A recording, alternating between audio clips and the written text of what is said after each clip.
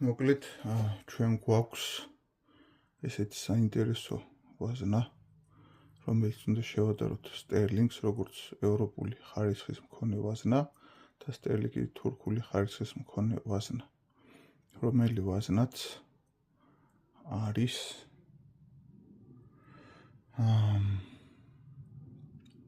ესპანური კარტუჩო ჯიბი, ესე ქვია, რომელიც დაარსდა ესპანეთში 1924 წელს ქალაქ ეიბარში და იმის შემდეგ იწარმოება საკმაოდ ცნობილი და ასე რომ ვთქვათ, სახელგანთქმული ვაზნაა. ჩვენ ვიდეოს დასაწყისში აღვნიშნეთ, აი ეს ალბათ ხედავთ აქ, როგორ იშლება გვირგვინივით ოდნავ ეს თავი, აი ეს მომენტი არ მომწონს ამ ვაზნაში. თუმცა შეიძლება არაფერს არ ნიშნავდეს, შეიძლება ნიშნავდეს. როგორც სტანდარტებით გვესაუბრებიან, ეს ასე არ უნდა იყოს. გაეპის მატრიცა ამას აგვარებს იდეალურად. წავედით, დავშალოთ, შევადაროთ. ესე იგი, გავხსენით ახლა ჩვენ ეს ვაზნა.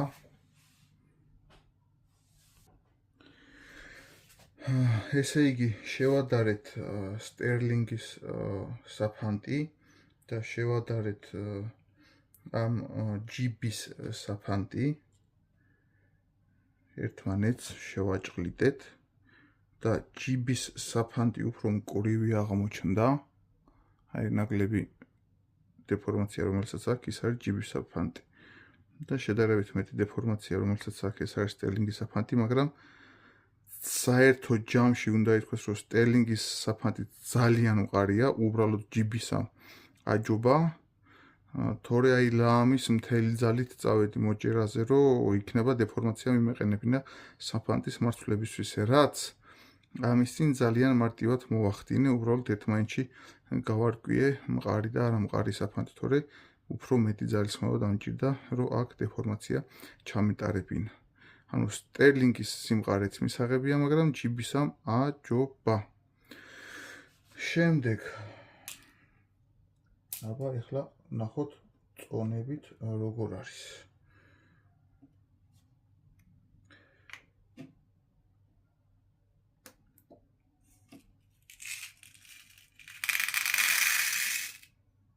უწერია 34 გრამი და კი ბატონო არის ზუსტად 34 გრამი. ბოდიშით. აი 34 გრამია ზუსტად.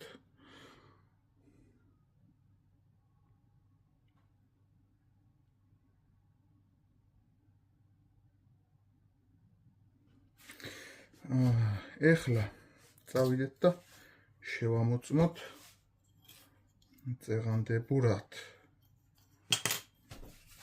10 მარცვალი ავიღოთ. 1 2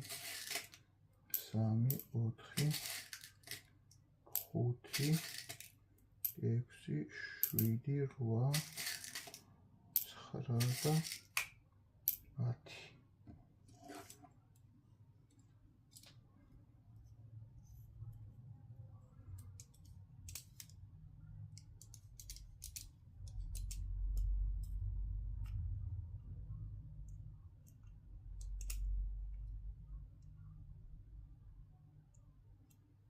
ბატონო 3 და 78. 10 მარცვლის ზომა არის 3 სანტიმეტრი. ჩდება 5 ნომრის დიაპაზონში რა, მარტივად რო ვთქვათ. ბატონო კიდე ერთჯერ 3 და 78, 3 და 80. მოკლედ ეს არის ამისი ზომა. ანუ 5 ნომრის დიაპაზონს საკმაოდ ყოფილებს, ოდნავ ზევით თუ არის, თორე ქვევით არ არის. რაც ნიშნავს, რომ სუფთა 5 ნომრად შეგვიძლია ჩავთავოთ. ესე ეხლა შევამოწმოთ ჩვენ წამალი. რა გვაქვს წამალი? წამალი გვაქვს ისევ ნობელ სპორტი, ძალიან საინტერესო.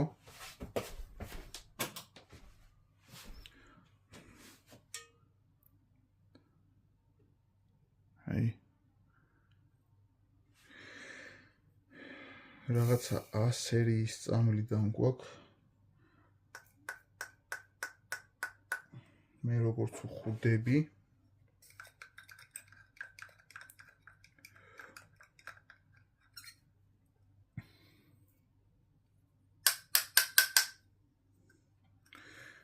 და 2 გრამი გვაქვს მიცემული. ჩვენ რა, მოკლედ წარმოებელს. Nobel Sport-ის A სერიის წამლიდან. ბატონოჩი.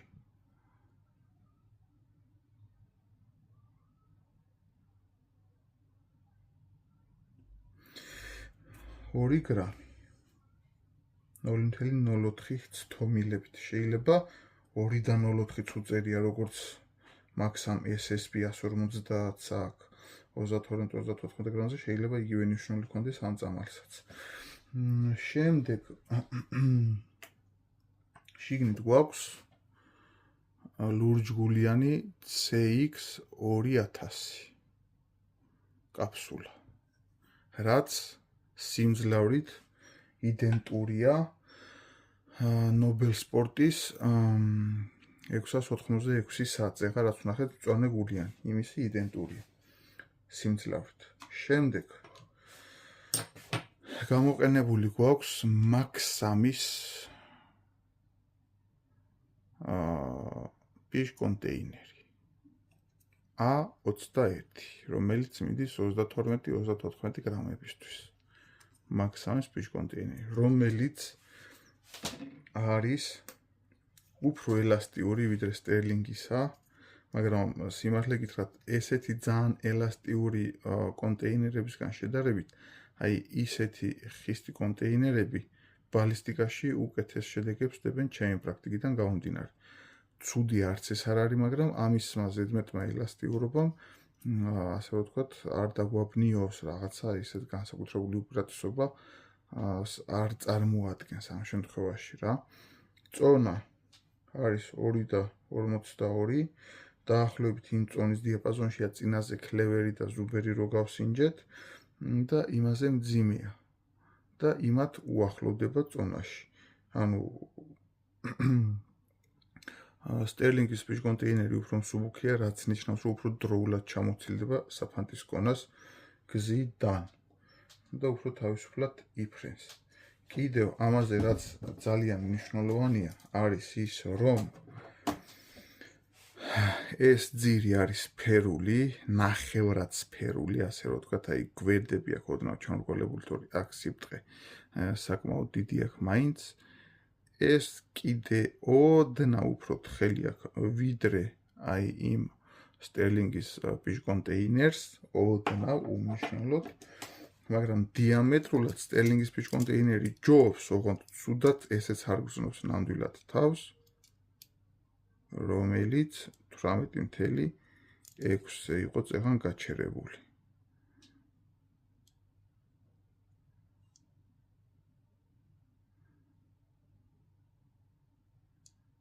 აი 18.6, რაც ნიშნავს იმას, რომ 18.6-ის დიაპაზონში რა 12 კალიბრიანი ლულაც არის გაბურღული, ნებისმიერ 12 კალიბრიან თოფის ლულას 18.8-მდე, 9-მდე ქვევიდან დაწყებული მაქსიმალურამდე ჩვეულებრივ დააკმაყოფილებს და ჩვეულებრივ სრულყოფილ ობტურაციას გაუწევს. მე ბედნიერი ვარ იმით, რომ ადრე მაგ ძალიან ბევრი ეს პიშ კონტეინერი ნაყიდი და მინიმუმ 1000 ცალი ჩემთან სახლში ეს მოიძევა. ძალიან გემრიელად სახმარი პიშ კონტეინერია და ძალიან კარგ შედეგებს დებს. მოვჭით ამისი განხილვაც, მე მგონი ყველაფერი ვთქვით. და რავი, ვიდეო დიდი იქნება და ნერვები მოგცეთ და სურვილი ღმერთმა რომ მოусმინოთ ამ ყველაფერს და გაითავისოთ. რო შევგრებოთ კომპონენტაციებით, ანუ შეიძლება საფანტი იყოს თურქული ჩამოსხმის, პიშ კონტეინერი არის თურქული, წამალი კაფსულა თურქულებშიც არის იტალიური, ანუ ევროპული და ეს კიდე ბოლომდე აწვდია ევროპული კომპონენტებით. შედეგებში ამას არსებით მნიშვნელობა არ აქვს ხოლმე, უბრალოდ ხას უსვათ იმას, რომ აქეთა კონტინენტი ამერიკის გარდა ვზივართ ევროპულ, ანუ იტალიურ ტყვია წამალზე ძირითადად. კომპონენტაციის ამბავში კაფსულა იქნება, წამალი იქნება თუ ასე შემდეგ და ასე შემდეგ. ნუ ახლა საფანტი შეიძლება ნებისმიერ მაწარმოოს ადგილზე და ბიჟ-კონტეინერიც რა ამავდროულად. მაგრამ თავარი კომპონენტები რაც არის ევროპული, ასე რომ ვთქვათ რა. კიდევ გვაქვს ესპანური ვაზნა მელიორი, ძალიან საინტერესო, 32 გრამი ვიტ დისპერსანტ, 32 გრამი, 5 ნომერი და უწერია 3 მილიმეტრი დიამეტრი. მოდი ესეც გავხსნათ და ვნახოთ 5 ნომერი დისპერსანტი, ესპანური ვაზნა, რას წარმოადგენს. ზოგადად მელიორები ძალიან მაგარი ვაზნებია, ძალიან მაგრესი ვაზნებია, რომლებიც მთლიანად არის აწყობილი მაგ-3-ის კომპონენტებით. ყოველთვის ესე იყო ხოლმე. ვნახოთ ახლა შეიცვალა თუ არ შეიცვალა რა. მათ შორის წინსწრებით მინდა გითხრათ, რომ რიოს 5 ნომერი არ გვაქვს, მაგრამ რიოს ვაზნებიც ყოველთვის არის აწყობილი მაგ-3-ის კომპონენტებით, როგორც ბიჟ-კონტეინერი, ისე წამალი, ისე კაფსულა. აბა, ახლა ვისაუბროთ მელიორს. მოკლედ, გავხსენით მელიორის ვაზნა 5 ნომერი, 32 გრამი. ძალიან საინტერესო ამბები ხდება. პირველ რიგში გეტყვით, რომ შევაჭრილთ ერთმანეთს რა ქვია იმას კაცო ჯიბის მყარი საფანტი მელიორის საფანტს და ორივე დაზიანდა თანაბრად. არც ერთი მეტი, არც ერთი ნაკლები.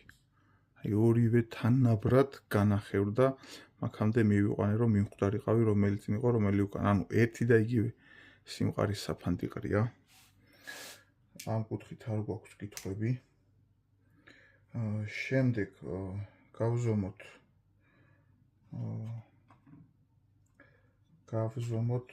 წონა.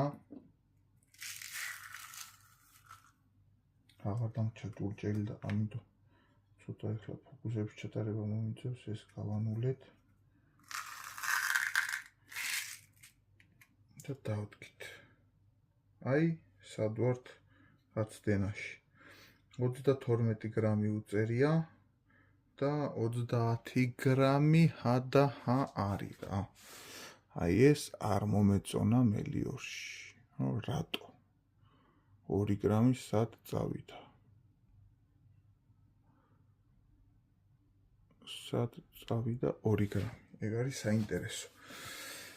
ამაში გამოვარკვიეთ, რომ გამტყუნდა მელიორის ვაზნა. ნუ უბრალოდ წერებოდა 30 გრამი და გეცოდინებოდა 30. აწერია ერთი და არის მეორე, უბრალოდ ფსიქოლოგიური მომენტია, გულით წყდება. შემდეგ შტანგელით გავზომეთ და არის ისევ იგივე დიაპაზონში დაახლოებით. ახლა გავზომოთ ამით. 6, 7, 8, 9 და 10.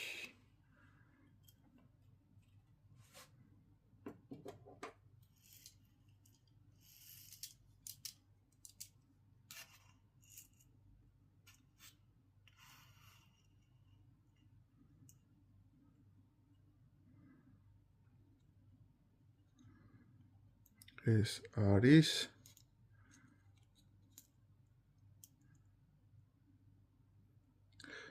3 და 34. ალბათ ხედავთ.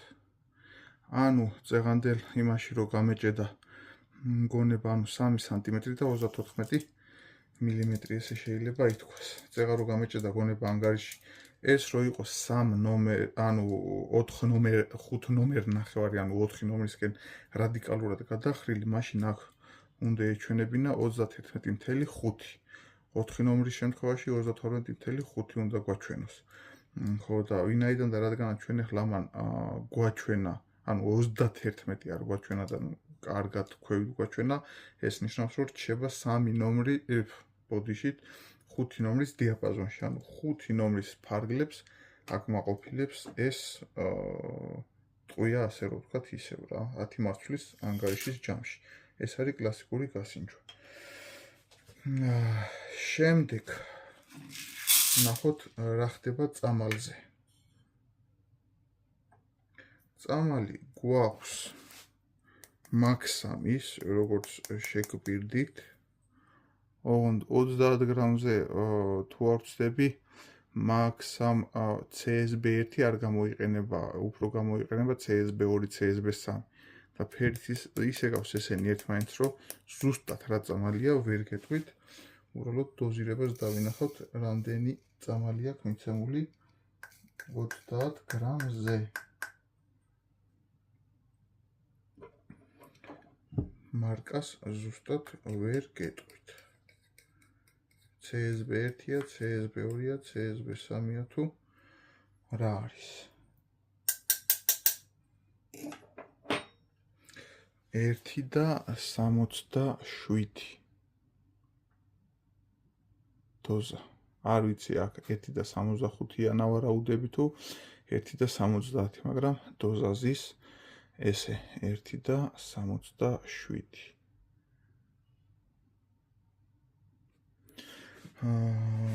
შემდეგ ძალიან საინტერესოა შიგნით ზის თეთრ გულა კაფსულა.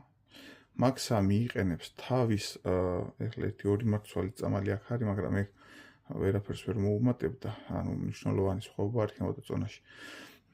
მაგ3 იყენებს ხოლმე თავისსავე კაფსულას თითქმის 99% შემთხვევაში თავისივე წამლებზე.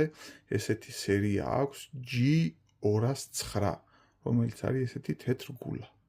და აი ეს G209 აყენია ამ შემთხვევაში მელიორის ვაზნაზე კაფსულა, რომელიც არის მაგ3-ის წამლის შესაბამისი. და ყველაზე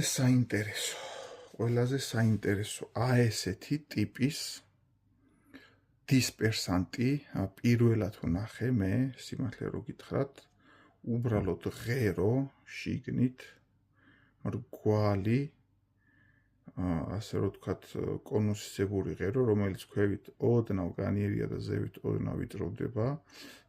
ესეთ ვარიანტში ძალიან საინტერესო დისპერსანტია მსხვილი საფანტისთვის. პირველად ვნახე ესეთი რამე, მე არ მინახია, ვიცი, ეს ჯვარი გაყოფილი, ამ ფრთების კედლებზეა ტიხრები მიმაგრებული ან რაღაც მსგავსი. მაგრამ ეს უფრო დისპერსანტის როლს კი არ თამაშობს, მე თუ მკითხავთ, ეს თამაშობს ენერგიის შიდა ღერძული გარღვევა, რომელიც საფანტებს დეფორმირებას უკეთებს. ერთმანეთს აჭრილდავს, ეს ბუფერნი, ასე რომ ვთქვათ, როლს თამაშობს, რომ საფანტების ერთმანეთზე შეჭრილება შუაგულში ცენტრალიზირებული საფანტის შუაგულში არ მოხდეს, რათა ცენტრის საფანტებია ყველაზე საჭირო მანძილზე სამუშაო და ისეთი სიმკვრივი საფანტი აქვს, რომ მანძილზე აუცილებლად იმუშავებს და ეს ვაზნა მანძილზე სამუშაოდ იქნება ძალიან მაგარი და ძალიან თანაბარი გადანაწილება უნდა ჰქონდეს. მე ამის ტესტს აუცილებლად გაჩვენებთ, თუ რას იზავს ამ ტიპის დისპერსანტი მელიორის ვაზნა სამიზნე ობიექტზე, ასე რომ ვთქვათ რა. თვითონ ვაზნის კონტეინერის ფორმას და ზომას და გეომეტრიას რაც შეეხება, ეს არ არის მაგ3-ის, ეს რაღაც უფრო გავს ჩედიტის კონტეინერების სერიას, აი ჩედიტს აქვს ესეთი ტიპის კონტეინერები, ნორმალური სიმკვრივე, ნორმალური სირბილე. აქ ისევ არ გვაქვს, ასე რომ ვთქვათ, სფერული ძირი, რაღაც სტერლინგის მსგავსი ძირი გვაქვს. არაფერი ისეთი მნიშვნელოვანი აქ არ ხდება, რადგან ამერიკელები ხშირად აპელირებენ ხოლმე, რომ წვის კამერას, აი წამლის აფეთქების კამერის ფორმას აქვს ძალიან დიდი მნიშვნელობა შემდგომ ბალისტიკაზე და საფანტების ენერგიის თანაბარაღებაზე და ასე შემდეგ და ასე შემდეგ. ჯერ ევროპელები ამ ამბავში, რა ვიცი, რჩებიან იმ პოზიციაზე, რაზეც არიან. არ ვიცით ვის დაუჯეროთ.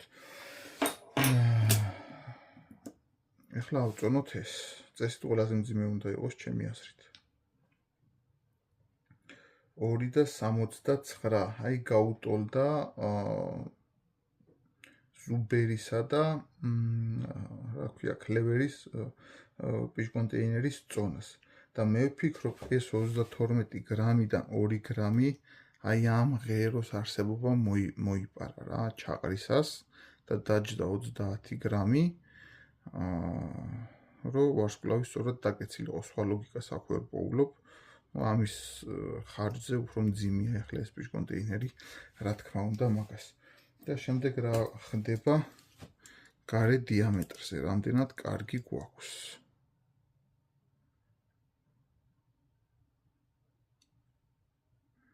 ну 18.6-ზე არც ამას არ უჭირს თავის გაჩერება. აბატონო ჩემო, 18.663 დაჟე 6-ზე მეტია და დგას, რაც ნიშნავს, რომ ისევ ყველა ტიპის ლულისთვის მისაღები პიშკონტეინერი იქნება. მოკლედ, ხარისხიანი პიშკონტეინერი 18.5 პლუს 7-ის ფარგლებში, 18.5-დან 18.7-ის ფარგლებში უნდა იყოს, თუ გვინდა რომ სრულყოფილი ობტურაცია გააკეთოს ნებისმიერი გაბურღვის ლულაში, ვინაიდან და რადგანაც ხარისხიანი ვაზნა და თოფები ესე მოითხოვენ იმ გაგებით, რომ იმდენაერი გაბურღვის თოფები გვაქვს, რომ ყველა თოფს ცალ-ცალკე რაღაცა იმას ვერ შეურჩევ. ანუ ხარისხიანი ვაზნა ნიშნავს სრულყოფილ დიამეტრულ დაცვებს, რაც ნებისმიერ თოფში ჩადებდა გაზების გაპარება, საფანტის კონის არევა და ჭრის ვარდნის კოეფიციენტი არ გექნება და ყველაფერი იქნება სრულყოფილებამდე თავის სამუშაო დიაპაზონში. ესეთი საინტერესო ამბავია ეს. და მოკლედ მე მაქვს კითხვა ბენელი იმპაქტთან, რომ ფაქტიურად 10 კალიბრის ლულა უყენია, იმ 10 კალიბრის ლულაში ესენი როგორ იგრძნობენ თავს და მოკლედ ისინი ხსნიან ესეთნაირად, რომ დიდი წნევის დროს, ანუ 600 ატმოსფეროს და პლუს, როცა ვითარდება და თუ მაგაზე ნაკლები განვითარდა, ნახევარ ავტომატს უჭირს გადატენვა, ეს უკანა ობტურატორი იწევს განზე დიდი წნევისგან, როცა თან ამაში არის ჩაკეტილი წამალი. ქუსლის პლასმასსა და კონტეინერს შორის და არა მასრასა და კონტეინერს შორის. და ხდება ამის გაგანივრება, რის ხარჯზეც ხდება დიდ დიამეტრებზე მორგება და იმ მინიმალური სხვაობების გადაფარო. ანუ ჩვენ ეს თუ გვიკმაყოფილებს ამ შემთხვევაში 18.6 ლულის გაბურღვას, ეს 19.6, 19.8 რაც აქვს ბენელის იმპაქტ ლულებს იქაც დააკმაყოფილებს და გვიხსნიან როგორ, ესე იგი ბენელზე ეს ლულის სავაზნე რო არის, სავაზნიდან არის გრძელი კონუსი 35-დან 45 სანტიმეტრის სიგრძეზე და რას ნიშნავს ეს გრძელი კონუსი, ესე იგი ლულაში რო შედის ეს, ანუ რა დიამეტრიც არის, იმ დიამეტრით გადმოდის კონუსი, ანუ ვაზნის შიდა დიამეტრი რაც არის, აი ამ დიამეტრით იწყებს კონუსი გაგანივრებას შუა ლულამდე და ადის შუა ლულაზე, ანუ 35-დან 45 სანტიმეტრში ეს 18.5-18.6 დიამეტრი როგორც კი გამოაბიჯებს ჭურვი ვაზნიდან, იწყებს აი ესე წასვლას და ადის 19.8-მდე და შემდეგ დანარჩენი ლულის სიგრძე არის სულ 19.8 მისი გაბურღვა და შემდეგ გადადის ჩოქურ შევიწროებაში და იქიდან ხდება გასროლა, რის ხარჯზეც გვეუბნებიან, რომ არის ძალიან რბილი უკუცემები და მაქსიმალური ჭრის ენერგია გვაქვს. სიბურჯღლეზე მანდ-მაინც არ აკეთებენ აქცენტს, იმიტომ რომ დიდი დიამეტრია და დიდი დიამეტრზე გაშლის, რა თქმა უნდა, მაგრამ განაწილებაზე აკეთებენ აქცენტს, რომ კარგი განაწილება იქნება და მოკლედ შეღწევადობაზე ჭრაზე აკეთებენ აქცენტს და ამბობენ, რომ 15-დან 20 მეტრამდე მომატებულია ბენელი იმპაქტის ლულების შემთხვევაში მანძილი ლულაში, რაც გლუვი ლულისთვის ძალიან დიდი ნახტომია, ბატონო ჩემო. მოკლედ ამით გემშვიდობებით ახლა მე თქვენ.